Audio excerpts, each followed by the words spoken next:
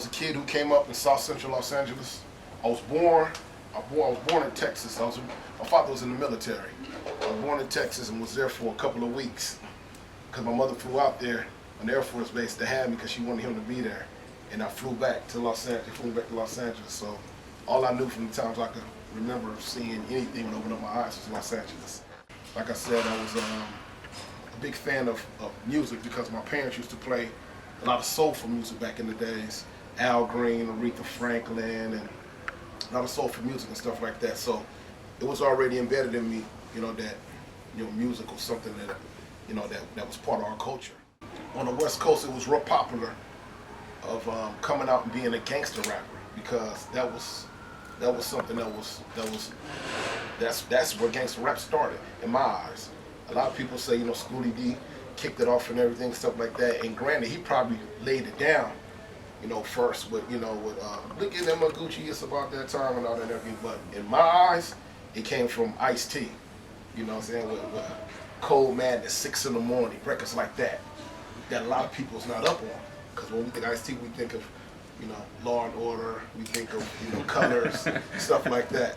Which is good because he was one of the guys that actually he's the one who put me in the game, gave me my first shot. Again, on a compilation called Cynic is Coming Through back in the days. And I never forget him for that because watching him step in the game and assist cats that I looked up to, such as King T was like J-Ro, the Alcoholics. A lot of cats I was looking around that was getting down. I was happy to be associated with somebody who really, he didn't mind giving me advice. He didn't give me nothing but a shot, an opportunity. But I wasn't mad at him because he didn't have to do nothing. Every show that he was at, when he was performing or he was popping up high school dances at our high school, during lunchtime or whatever, they might have somebody come through, play some music. He'd be the MC. I'd be right in the front row, fucking with the heckling them. You know what I'm saying? There's all kind, anything that I can get a shot. And I just remember when the opportunity came, and I'm gonna get to that in a little bit. When the opportunity came, I took advantage of it. But like I said, coming up, I pretty much was just I was a kid like everybody else and wanted to make some things happen. And it was crazy how I got started up because even though I said this is what I wanted to do, I knew it was gonna be a long shot because I knew that I really had to dedicate my heart and soul to to making this happen. So I always wanted to have a backup plan. And I was playing football in high school, and I thought I was going pro like a lot of kids. My grades wasn't the best, but I had a lot of talent.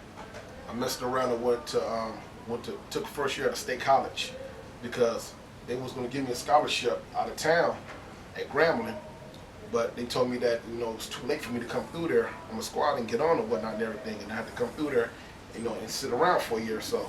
So I went and took the opportunity over at Cal State Long Beach. And the first year I got there, the football program shut down. They ran out of funding. And when they ran out of funding and everything, I was going to school. My major was I was gonna be a criminal justice lawyer because I wanted to get a lot of my homies. I want to get a lot of my homies out of jail and stop them from getting caught up. I feel like I could save the world. But what's crazy about that though is that I remember sitting on the football field. I just felt like my whole world was just coming down on me because the program got crushed. I'm sitting on the field and I got a pen to pad because in high school, originally Low Profile, which was my first group that I was with. Low Profile, the first album came out was called We're In This Together, but before we got to that, originally in the group it was 3 members. It was a guy by the name of Zero, MC Zero. And he was the one who introduced me to another cat by the name of DJ Aladdin. DJ Aladdin was a kid from Compton who I took a liking to right off the bat because we had a lot of similarities. We both was from a neighborhood, a gang, and we both love hip hop. And we both wasn't scared to be ourselves. And when I say be ourselves, we wasn't just following the trends of what was out. Because at the time on the radio, you had cats that was dominating on the West Coast that a lot of people didn't know about, such as King T, Tidy T, the Batarram. You had Mixmaster Spade. You had DJ Pooh with the mixes. You had you had Dr. Dre with the Wrecking Crew, and they was on it just killing on the radio on a regular. And I wanted to get in, but I wanted to do something different. So when I met Aladdin was crazy with the turntables. He was sick with it.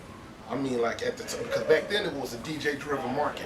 It was always the DJ name, Grandmaster Flash and the Furious Five. It was always, Jazzy Jeff and Fresh Prince. It was all about the DJ and then the MC. And Aladdin was, to me, I put him up there with all of them because he was just as nice, if not colder than a lot of these cats. But what we had against us was he was from the West Coast. And really back then it wasn't popular to be from the West Coast because, they clowned us because of our lifestyle or whatever and everything. And they said, that we wasn't conscious of what was going on. And basically hip hop started in New York. By that being the Mecca, they felt that nobody could come out really and get out. But we had heroes in our neighborhood that we looked up to, from our coast, that we looked up to. And it wasn't a form of disrespecting them. Even when we got older, it was a form of us showing respect and loving them and embracing them and setting them up on a pedestal, to saying that we want to get to where they're at, and we want to soar beyond that in order to represent something that they laid the foundation for, and that was the West Coast. And what happened was DJ Aladdin was in these contests, and he was getting down to the point to where he was getting invited to, I don't know if everybody remember the DMC battles that was out here back in the days. It was, held overseas and stuff like that from where we was at. And Aladdin, in order to get to them battles and everything, he had to go through a shitload of DJs in New York. And that was a time I can remember seeing the Ghetto Boys, a lot of motherfuckers. I mean, a lot of people that we look at, we look at as legends back in the days, was cats that was just getting in with their records, and it was crazy because we all had our name on the list to battle. Aladdin was a DJ. He was killing them left and right in the MC battles. I mean, that's how me and DJ Premier became real tight. A lot of people don't know that. Me and Premier is like brothers, like literally. Like when he come to Los Angeles, he get a rental car. He comes straight. If I'm not picking him up, he comes straight to South Central Los Angeles. Park the car, knock on the door, or whatever, come in. After he done went to the hood burger stand, got his favorite food, come in, sit down, eat on the table at my mama's house. That's how he was back then coming up. And all that came from me getting out, which is one of the reasons that I'm here right now. It's because of J-Ro, Chubby, a lot of cats and stuff like that. But I really say J-Ro because he wasn't scared to step out of the box and say, yo, I'm about to get out here and I'm about to do this. Not just for myself, but for hip hop. And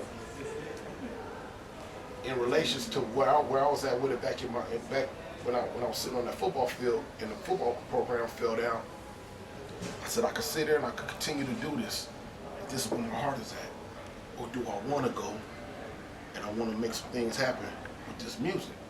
But if I did that, I would be stepping out the box because everybody else was either going to the service, college, I'm going to be somebody, I'm going to do this, I'm going to do that. It was looked down upon if we didn't go to a major university, we went to a JC or some shit like that back then. That's the picture was being painted. And all my buddies was drug dealers and gangbangers. So it was either you're going to do that right there, go to school, go to the service, or you're going to be in the hood. Nigga, you ain't going to make it in rapping. Fuck that shit. But it was something that I wanted to do. And I had, it was by the grace of God, I had a mother who believed in me, and I really think that she was like, yo, if there's anything out here that you really want, just put your mind towards it, but at the end of the day, you gotta get off the pot. You gotta make some things happen. So I fucked around. It's a funny story. Only people that's real close to me know this, but I fucked around at the time in between getting on when I was fucking with Aladdin and we was going to these battles and everything. Before the real one jumped off, the last battle that changed our lives, before that jumped off, I went and I signed up to go to the Marines. Because I said, fuck this shit, man. This shit is just taking too long. It ain't happening. And what's crazy is a Public Enemy record changed my life. Because I was inside the inside the van, going to go take the test. get in and don't believe the hype came on. I said, damn, this motherfucker banging, turn it up. And the instructor was black. He was rolling, you know. And you know how they come and they tell you all that bullshit to prep you and everything about how, you know, you get up in and make a career for yourself or whatever. And I'm not discrediting anybody who went to the service. But if you guys been to the service, you know that they set you up, you know, so you prepare mentally to go in there and go make it happen. I was in there listening, turned it up, he turned it down. Thinking like, damn, man, I can see if I was a kid, but I ain't turning my fuck up like super loud and shit. I just turned it up again. Turned it down. I said, what the fuck you doing? I turned it up. He said, you know, Uncle Sam don't like too much of that controversial, radical music. I said, damn. I said, Uncle Sam. I said, this is me and you and this motherfucker, homie. Listen, you know, I turned it back up. He turned the bitch off. When he turned the radio off, I said, this motherfucker. So I said, so if I'm dealing with, I swear on everything I love, I said, I'm dealing with this motherfucker like this. I already don't want to do this shit. So I walked up in there, they're gonna take the test, and I marked all the fucking answers the same. I marked everything the same. Everything. I answered everything the fucking same. They couldn't get none of it. And you know, we was rolling back, you know, and he was like, yo. He was like, you know, they told me up there that, you know, when you turn your shit in or whatever, and they think all this shit is alike. What the fuck going on? I said, man, I'm out this motherfucker. You start trying to talk to me, whatever, and everything, tell me this, tell me that, whatever. I jumped out. I walked. I walked to where I had to go. And to me, that right there was the beginning of LC.